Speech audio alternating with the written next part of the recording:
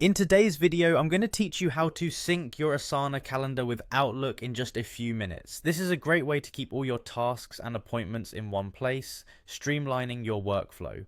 Let's jump right into it. First, open up your web browser and head to Asana's homepage.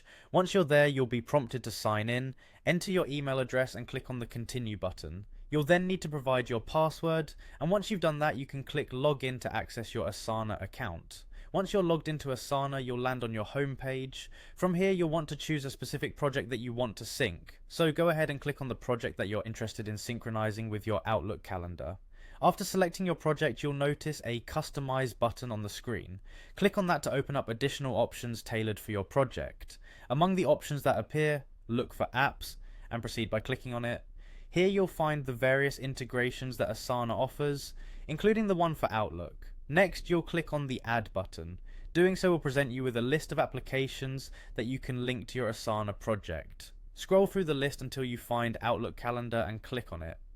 After selecting Outlook Calendar, you'll see an option that says Add to Project. By clicking here, you are preparing Asana to communicate with your Outlook account. The next step is to connect the applications by clicking Connect to Outlook Calendar.